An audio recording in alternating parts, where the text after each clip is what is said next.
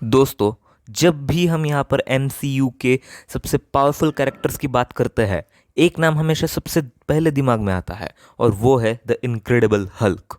लेकिन क्या हल्क सिर्फ एक रेज मॉन्स्टर है या फिर एक डीपली मिसअंडरस्टूड कैरेक्टर जिसमें एक ट्रैजिक हीरो की कहानी छुपी है? आज हम हल्क की फुल कैरेक्टर एनालिसिस करेंगे, उसकी ओरिजिन स्टोरी से लेके उसका फ्यूचर अभी एमसीयू में क्या हो सकता है। इन सब चीज़ों के बारे में आज की इस वीडियो के अंदर बात करेंगे। So let's begin. First chapter, Hulk की ओरिजिन स्टोरी। एक एक्सपेरिमेंट जो सब गलत हो गया।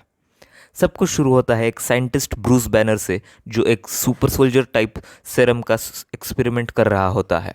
लेकिन जब गामा रेडिएशन की वजह से एक्सपेरिमेंट फेल होता है तो उसका पूरा डीएनए म्यूटेट हो जाता है और यहीं पे एक नए बीइंग का जन्म होता है और उसका नाम पड़ता है द हल्क। एक ऐसी एंटिटी जो सिर्फ रेज और डिस्ट्रक्शन से भरी है। जब भी ब्रूस को यहाँ पे गुस्सा आता है, हल्क का कंट्रोल ले लेता है और कुछ भी तोड़ने पे उतर आता है। लेकिन सवाल ये है, क्या हल्क सिर्फ एक डिस्ट्रक्टिव मॉन्स्टर है या फिर ब्रूस बैनर के अंदर एक डीपली इमोशनल और ट्रेजिक हीरो छुपा है? ये सवाल आपको हल करने के लिए आप यहाँ पे कमेंट्स कर सकते हैं। नेक्स्ट सेगमेंट जो कि है हल्क वर्सेस ब्रूस बैनर, एक dual personality struggle. Bruce banner और हल्क का रिलेशन सिर्फ एक पावर ट्रांसफॉर्मेशन नहीं है, बल्कि एक साइकोलॉजिकल वॉर भी है। ब्रूस एक साइंटिस्ट है जो शांति चाहता है और हल्क एक रेज फ्यूल्ड बीइंग है जो सिर्फ तोड़फोड़ और लड़ाई में मज़ा लेता है। लेकिन यहाँ एक ट्विस्ट है, हल्क हमेशा से ब्रूस से अलग होने की कोशिश करता है, जैसे एक अलग एंटिटी। इस तरीके से उसके हल्क स्मैश ये जो मूवमेंट्स है सिर्फ डिस्ट्रक्शंस नहीं होते, बल्कि एक अंदर की छुपी फ्रस्ट्रेशन को वो यहाँ पे डिपिक्ट करता है और अंदर की छुपी फ्रस्ट्रेशन को यहाँ पे एक्सप्लोजन्स वो करता है ताकि वो बता सके कि वो यहाँ पे अलग होना चाहता है ब्रूस बैनर से। और इसी वजह से इन्फिनिटी वॉर में जब हल्क वापस नहीं आया तो सबको शॉक लगा, क्योंकि इस हल्क सिर्फ ब्रूस का वेपन नहीं है, बल्कि एक इंडिपेंडेंट एंटिटी है जो खुद अपनी आइडेंटिटी चाहता है। सेगमेंट 3, हल्क की पावर्स। क्या वो एमसीयू का सबसे स्ट्रॉन्गेस्ट एवेंजर है? बात करते हैं अगर स्ट्रॉन्गेस्ट एवेंजर्स के बारे में, तो रॉ स्ट्रेंथ की बात करें तो हल्क एमसीयू का सबसे पावरफुल बींग्स में से एक है।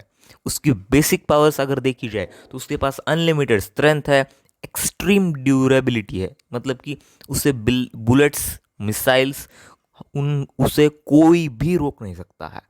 इसी के साथ हीलिंग फैक्टर, एक सेकंड में खुद को यहाँ पे रिकवर कर लेता है।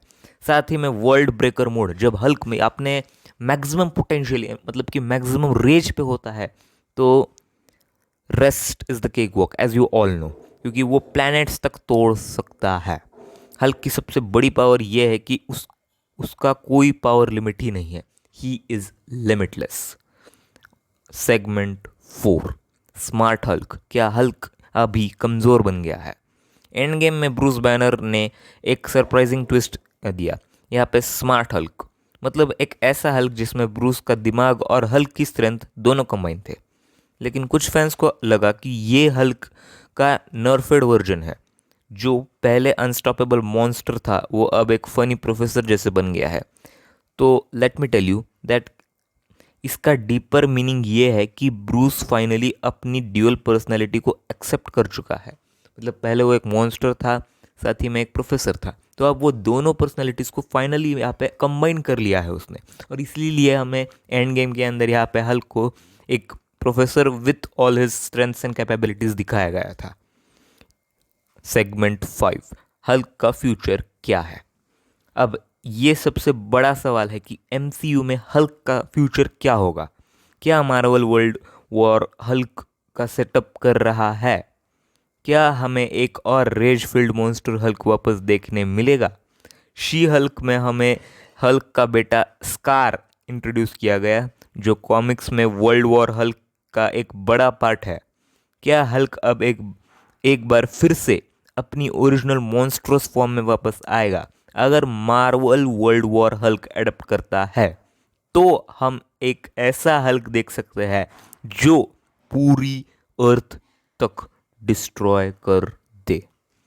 सो बाकी MCU के ऊपर है, वो किस तरीके से स्टोरी लाइन्स अभी रखेंगे, किस तरीके से वो अपनी जो आने वाली जो मूवीज़ है उनको रन करेंगे, और उनके हिसाब से हल्क के लिए फ्यूचर प्लानिंग क्या हो सकती है वो हम तो यहाँ पे बता नहीं सकते एग्जैक्टली, बट हमारे पास जितनी यहाँ पे इंफॉर्मेशन अवेलेबल थी उसमें हमने आपको बता दिया है। बाकी आपके क्या यहाँ पे ओपिनियंस है आप हमें कमेंट्स के अंदर यहाँ पे बता सकते हैं। मिलता है एक और ऐसे ही नए वीडियो के साथ, ऐसे ही एक और नए कैरेक्टर एनालिसिस के साथ।